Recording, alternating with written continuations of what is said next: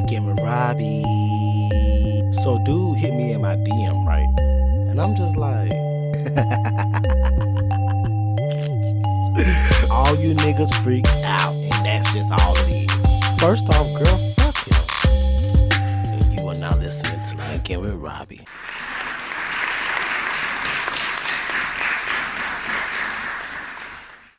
Man, child, the ghetto. Whew. Oh, goodness. So, boom. Day 3, it's only getting hotter. Oh, my God. So, I'm sitting here thinking, what else more can be said to add to this?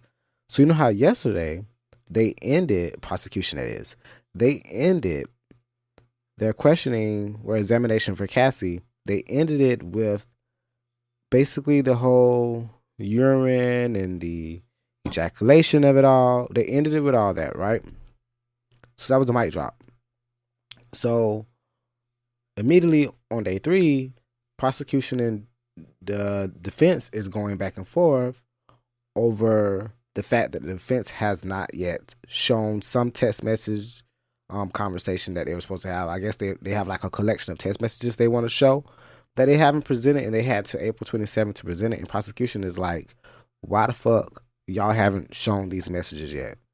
What's taking y'all so long? Judge, get on their ass. So of course judge was asking, and they're like, oh, it's taking us a while to gather everything and organize it. Sound like a cop out to me, because y'all had more than enough time to gather some text messages. Let's not. Y'all doing something, and I don't know what it is. But prosecution was already like, look, I don't want you guys trying to do an ambush. I don't want you guys trying to do like a sneak attack and drop some new information on us that we don't know nothing about. We're supposed to all be aware of what's going to be spoken about at this trial. That's what they're supposed to do. The defense is supposed to hold the prosecution accountable for whatever evidence they pull out, and the prosecution is supposed to hold the defense accountable for whatever evidence they pull out. That way, everybody is fully aware of the evidence that will be seen at the courthouse. That way, there's no ambushes that can easily happen. You could throw everybody off their game, and it could be an unfair trial. So, no, don't do that. Needless to say, day 3 was a mess. I'm going to try to go through some of these updates to kind of get you guys an idea of what the fuck was going on. Mind you, I work a 9 to 5. So while I'm working and I'm taking these insurance phone calls, I'm sitting here watching live news coverage of the courtroom. Even though they're not able to show recordings, I'm watching people tweet about it. So as you already know, I tuned into Inner City Press on Twitter, and I'm watching the entire time. So in between my calls, I'm looking like, okay, what's the next update? So she said this, he said that. Oh my God. That was me all day. I kept wanting people to get off my phone so I could really get into the nitty gritty, because I was trying to read some of this stuff, and some of this stuff was just damning information. So let's just get into some things. Let me see. Because where do I want to start? Because my goodness, we started with Cassie back on the bench. They first spoke about how they touched on what they touched on yesterday. You know, some things that I didn't pinpoint yesterday because I was trying to talk about 2 different days. But basically, yesterday, Cassie brought up how Sean had some guns, some pews for Suge Knight. And I guess he was going to handle some business with him for a situation that was going on. Needless to say, the whole reason why they brought it up was because he was leaving a freak off to go ahead and confront Suge Knight. So what the prosecution is doing is they're pinpointing all these little things about Diddy and all these violent tendencies, controlling tendencies, possessive tendencies, or just any of his weird ass, creepy ass behavior. They're implementing that, and somehow, because Diddy for some reason likes to fuck every other day, they all tie back to a freak off. It's almost insane. I didn't realize he was fucking that much, but we'll get into that. So let me just go through some of the things that was said. Whew. Let's start off right here. AUSA said, "What happened when you fought back? Cassie said, I did that more earlier in the relationship. It will make him more violent, want to push me harder. Defense. Objection to the speculation. Judge overruled. AUSA. How would Sean react if you fought back? Anger. AUSA again says, I'm going to show you the LA Continental Hallway again. Play from 143 to 146. Boom. Okay, so boom. This was the real catch. Out of nowhere, TMZ dropped the 15-minute full video of the actual hallway fight. So you know how everybody was trying to say, oh, it's edited, and Diddy was trying to get his belongings from her, and that's why it happened, and blah, blah, blah, blah. Man, we saw that 15-minute video. And although the other video was edited in a way of the sequencing, when you watch the 15-minute video, it ain't that much different, baby. It ain't that much different. It's not that much different. So he doesn't drag her back to the room, but everything else he does is insane. In the beginning, you get her coming down the hallway, barefoot, as we saw in the video, as you know, trying to reach a phone call, right? She's trying to make a phone call in the hallway of the hotel, literally, on some, like, escape victim vibes. Like, it didn't even look like, come on now, let's be real. She should have a cell phone, so she'd be able to make a call. The fact she's going to try to use a hotel phone barefoot with a hoodie on, it tells me all I need to know, to be honest. But then a few minutes later, you see Diddy coming down with nothing on but a towel. Enraged. He goes for her. He attacks her. Takes the stuff. They have a little exchange. He comes back down the hallway. Again, the next few minutes, you see him coming back down the hallway. She's still trying to use his phone, by the way. He come back down the hallway. I believe this is when he threw the vase and he did everything else, trying to take the phone from her because she had a cell phone. He was trying to take it from her. He did take it. It was just a lot. It was like so many times I kept watching the video like, oh my God, he's coming back. Oh my God, he's coming back. Oh my God, he's coming back. Like, it was menacing because, like, every shot you see, she's in a corner, terrified. You can see she's almost like hiding in a way, hoping he doesn't come back. She just want to get away and get away safely. All the while, there's a prostitute sitting in the damn hotel room. It's utterly insane. And what makes it even more menacing and almost unsettling in a way is the fact that now time he went back to the room, did he go and put on some clothes? Not a pair of underwear, not a robe, not even just some sweatpants. He could have freeballed it. My nigga was literally going down the hallway with a towel on and was willing to risk it all just holding the towel with one hand just so he can get her and I don't know, get some belongings from her. I'm not even sure what he was trying to get. They're going to touch on more of that. I'm going to probably, maybe they do touch on that. Let me see. Let me look at the updates again because I started thinking about that video and I just got all worked up. That video is really, really, I still remember when I first saw the first video. I was at work. At work. Same job, actually. I was at work and I remember like going on my lunch break like, oh shit is going down. I would have never thought a year later, it will be more to unpack. It's kind of crazy. Okay. So this is when they're talking about the video, right? The video I just got done talking about. AUSA says, I'm going to show you the LA Continental Hallway again. Play from 143 to 146. AUSA, who enters? Cassie. Sean. AUSA, what's in his hand? Cassie again. He doesn't appear to have anything. AUSA, play to 159. Now anything in his hand? Cassie says, my phone. AUSA, how did he get it? Cassie, well, he took all of my stuff. AUSA, where does he end up? Cassie, sitting in a chair in front of the window. AUSA, what are you doing? Cassie, I'm walking away from him. At this point, this is in the video when he's sitting down, wherever they are in the hotel, the little lobby part or whatever, or hallway part. When he's sitting down, this is the part when he was throwing the vases and shit. He was sitting down. It was almost crazy because I was like, dude, that's how you know, like, Dude ain't right. He's crazy because he's sitting out there naked. Anybody can see him. And he's sitting out there naked. And he's breaking shit and throwing shit. And it's just insane. And this whole time, when she's escaping, she's texting, trying to get away.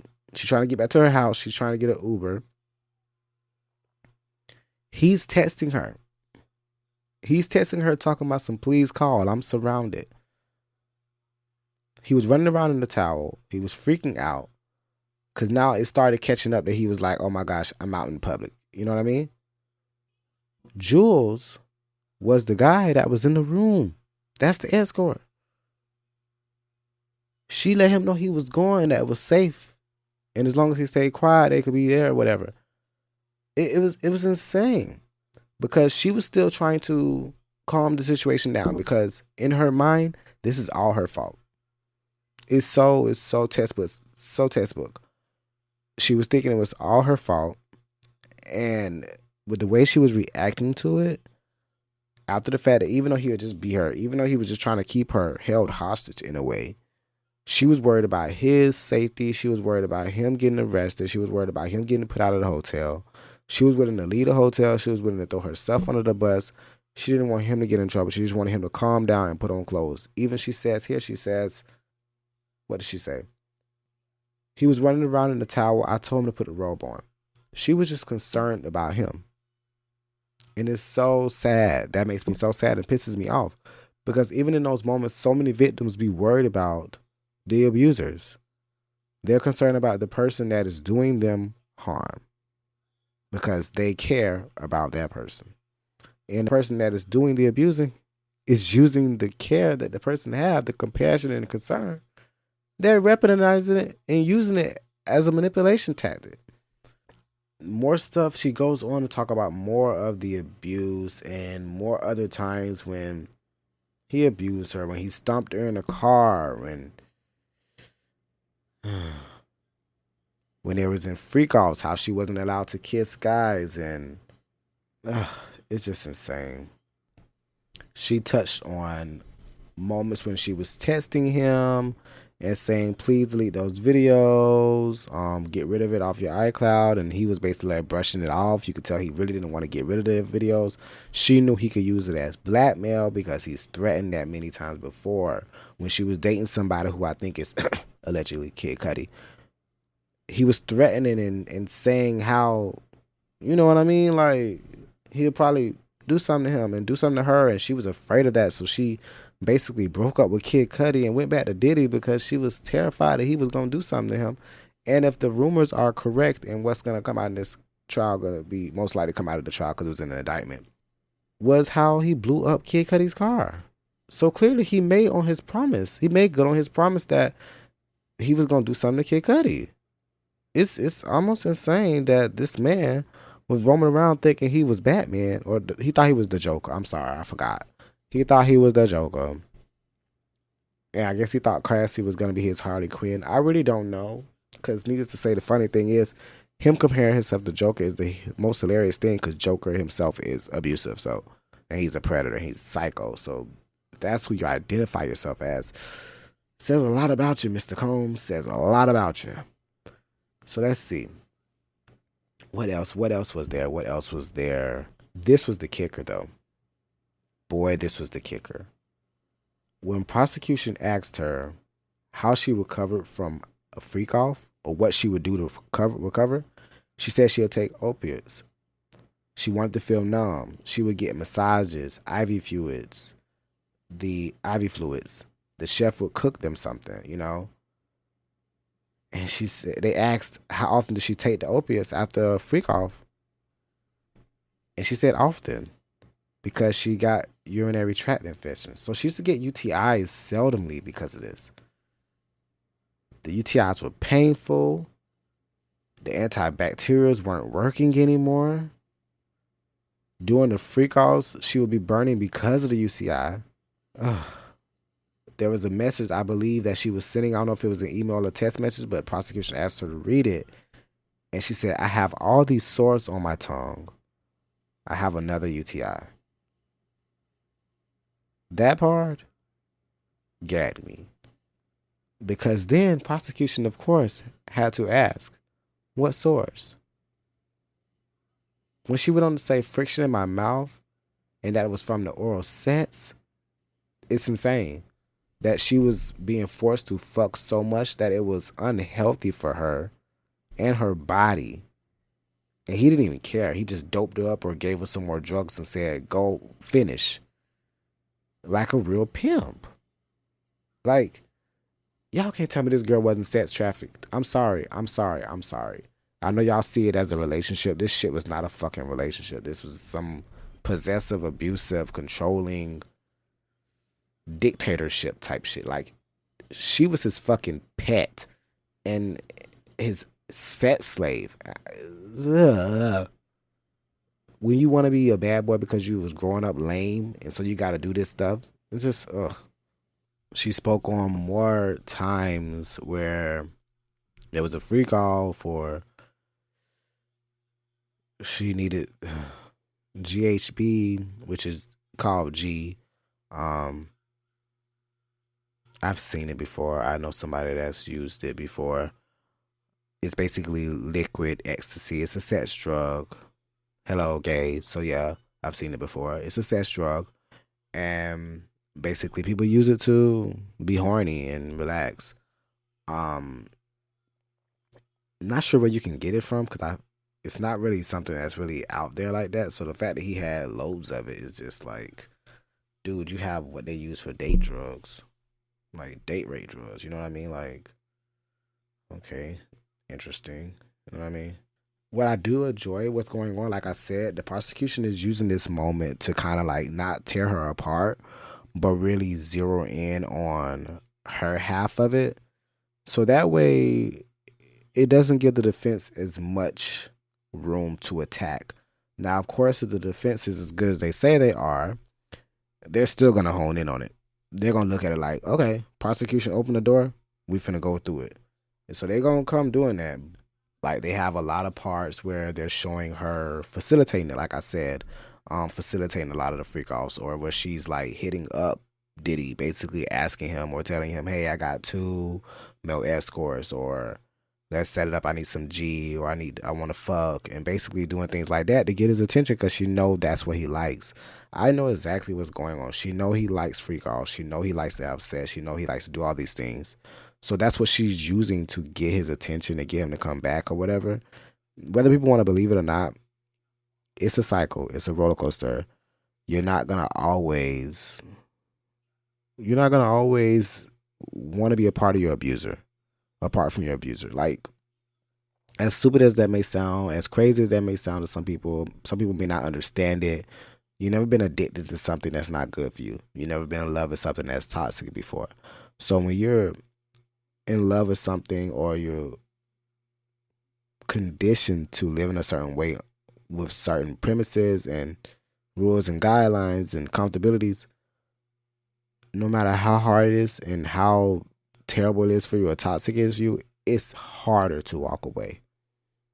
It just is. And just because she's being abused don't mean she doesn't want to leave. It's just that when she does, it's out of her comfort zone because she's been conditioned to live a certain life. She's been conditioned to be abused. She's been conditioned to be attacked and controlled in that way. Oh, Jesus. She spoke about other times where, let's see. Oh, this was the part. This was the part for me. They actually were showing the courtroom some of the freak off footage, asking her to describe certain things that was happening, down to the baby oil, down to who's in the video. If I could have been a fly on the wall in that courtroom to see everybody's reaction to the stuff being shown, oh my God, if I could have been there, I would have went there and camped out. That's how serious it was. Okay, so I touched on it earlier, right? Let me go through when they actually spoke on Kid Cudi. Whew.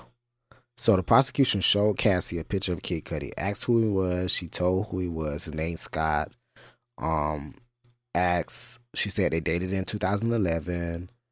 They asked her if Sean found out. She said yes by looking at her phone.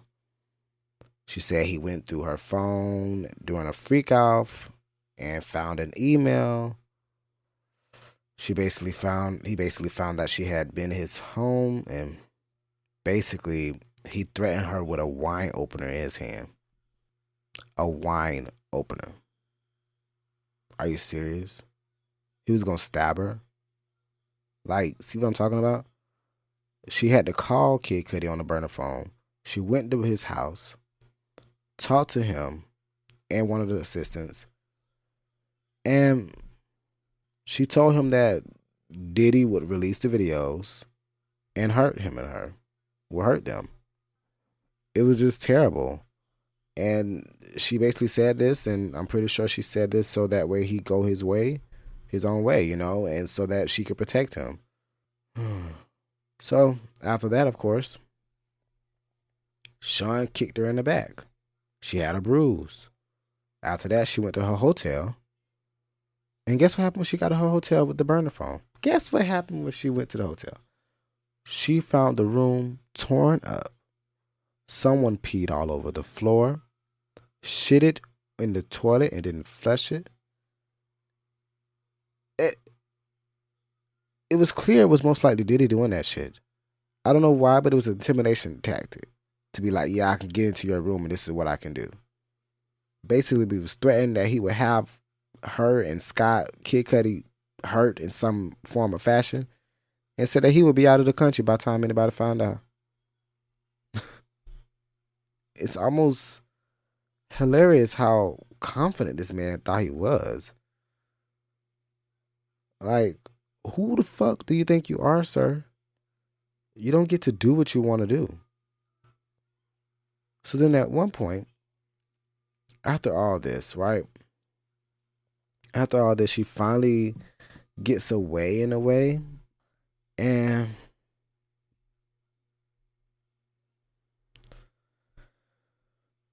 so basically when they broke up in 2018, it wasn't as easy. Like I said, it's harder to walk away. She was sleepwalking. She had PTSD. She has to sleep with a knife. She kept a knife with her because she was always afraid he was going to come back because apparently he was coming around a lot. So she tried in August 18 to have a closure conversation at a restaurant in Malibu with him. He was trying to convince her ass to go to Burning Man. Of course he was. At this time, she was seeing the personal trainer. Now, her husband was her personal trainer when she was still with Diddy. Now, by the time they broke up, he eventually became her man. So, when she saw him in Malibu, he was trying to get her to go to Burning Man. She was dating the personal trainer by this point. After she tries talking to him and seeing him or whatever at Malibu, he came to her house, Diddy that is, raped her on the living room floor. She said his eyes were black, so he probably was high. And she cried. He continued until he got what he needed and finished inside of her. He got up and left. And this is when I knew Prosecution knew what they were doing. They asked her if they ever had sex after that again. And she said yes, voluntarily. She said they had a good night after that. They went back to his house. And when they asked her, why would you do that after he just raped you? She just said, we had been together 10 years. And I mean, you get that. The amount of married women or married people or people that are in a relationship that get raped by their partner who looks at it like, well, this is my partner. I'm supposed to give it up, even if they don't want to give it up and they feel raped. Whew. There's a lot going on. And basically they ended it with her deciding she wanted to write a book, and she had her mom help her write a book, even though because she was dealing with all the PTSD and all the trauma she was dealing with. She suffered a lot because of that, right? Her health, her mental health, everything. She decided to write a book, and her mom was helping her, and she wanted She did it because she wanted Diddy to read it, right? She sends the chapters over to his team, and when she got word back from his team that he didn't take anything in her book serious, and she tried to sell the book to him and he didn't want to do that, she decided, okay, I'm going to sue you. And she sued him for $30 million. And as you all remember, within 24 hours, he paid her $20 million. And despite all that, despite her settling, she's still here on the stand, dragging him under the bus. And I couldn't be more ecstatic about it. Yeah, nigga, I took your money and I still want you to rot in fucking jail. Yeah. I still want you to go to jail because the rest of my life has not been the same since then. And you know what the kicker was for me? Which is I was hoping they were going to get into. I was hoping they were going to ask her this. When the prosecution asked her if she's had a freak off ever again after having them with Diddy. And she said never once. Which let me know she wasn't doing it for her own free will. She was doing it for him, whether deliberately or forcefully. Whew. Girl, this case is heating up. It is only day 3. Defense hasn't even started, and we got so many more witnesses to uncover and speak to. Baby, I don't know if I'm going to be the same by the end of this, but I know I am engaged. I am heavily invested and engaged, and I'm tuned in. But yeah, this is your boy, Robbie. And you are listening to Live with Linkin with Robbie as we cover the trial of the century with Diddy versus the U.S.